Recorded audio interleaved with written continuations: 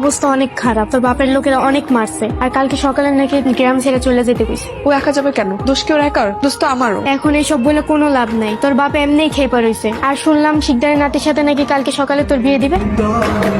অলোক, দাঁড়ানোর সময় নেই, পালাইতে হবে। আগে চলো রেল স্টেশনে। স্টেশনে না। এই এই তোমরা কারা? গাড়ি থেকে নামো। কি ব্যাপার? তোমরা কারা? কোন ফাঁকে আমার গাড়ির মধ্যে ওইটা বললা? ভাই আমরা একটা বিপদে পড়ে আপনার গাড়িতে উঠছিলাম। ভাই এটা কোন জায়গা? এটা তো ঢাকা শহর, তোমরা ঢাকা শহরে চলে আইছো। নাম কি? ভাই আমার নাম পলক আর ওর নাম তিশা। দেখে তো মনে হইতাছে যে বাড়ির থেকে পালাই আইছো না? না না ভাই, পালাই আসবো কেন ভাই, এমনি আইছি আর কি। মিথ্যা কথা বলার কি দরকার? আসলে আমরা পালাই আসছি। এবার না, এরকম কত ঘটনা আমার চোখের সামনে ঘটছে। কত পোলা মায়ের বাড়ির থেকে পালাই আইছে, আর নিজের সাক্ষী থাকা কত পোলা মায়ের আমি বিয়া দিয়া দিলাম। এখানে কোনো থাকার ব্যবস্থা হবে? মানে কোনো বাসা ভাড়া দেওয়া যাবে আমাদের? তুমি একদম ঠিক জায়গায় চলে আসছো। এই রিয়াজ থাকতে কোনো রকম সমস্যা হইব না। চিনি না জানি না, এটা মানুষের কইছে বাসা করছে দলে।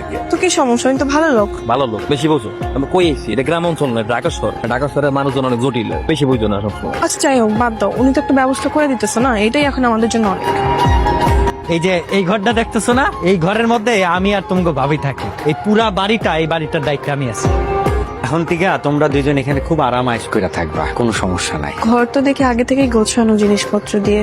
এর আগেও তোমগো মতো দুজন পোলামায়া পালায় আমার কাছে আসছিল, তারা এই ঘরে আসছিল। এই যে জিনিসপত্রগুলি দেখতেছো না, এগুলো হইতেছে তাদের জিনিস। কিন্তু তাকে বিয়ার পরে তাদের বাপ মাইসা তাদের ধরে নিয়ে চলে যায়। কি আজব বিষয় দেখো, তারা চলে গেছে কিন্তু তাদের জিনিসপত্রগুলি এই ঘরে ওই রকমই রয়ে গেছে। এখন থেকে তোমরা এই জিনিসপত্রগুলি নিজের মনে করে ব্যবহার করবে। ভাই ভাড়া কত? 3000 টাকা, এর কম হইব না। এত সুন্দর বাসা অন্যখানে হইলে 4-5 হাজার টাকা মারা যাবে। ভাই আমরা তো পালাই আসছি, তেমন টাকা আর শানতে পারিনি। আপনি যদি আরেকটু কম রাখতেন আমাদের জন্য উপকার হইতো। শুধু তুমি বলতেছো দেখা, তোমার জন্য 2000 টাকা মারা। খুশি তো? তোমরা তো পালাই আইছো সংসার করবা, তাই না? হ্যাঁ। তাইলে তুমি এই ঘরে থাকো আর তুমি আমগো ঘরে।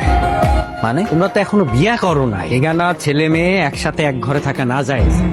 আগে তোমাকে বিয়া দেয়, এরপরে একসাথে থাকো। তিশা, তুমি আমগো ঘরে থাকবা। না না ভাই, আপনাকেও ঘরে থাকবে না। তুমি অস্থির হইতেছো কেন? তোমাকে ভাবি আছে না, ভাবির সাথে থাকবো। না না ভাই, কোনো আলাদা থাক দরকার নেই, আমরা একসাথে আছি, একসাথেই থাকবো। দরকার পড়লে আমি ওর আজকেই বিয়ে করবো, তুমি বিয়ের ব্যবস্থা করো। হ্যাঁ ভাই, আপনি আজকেই পারলে আমাদের বিয়ের ব্যবস্থাটা করেন।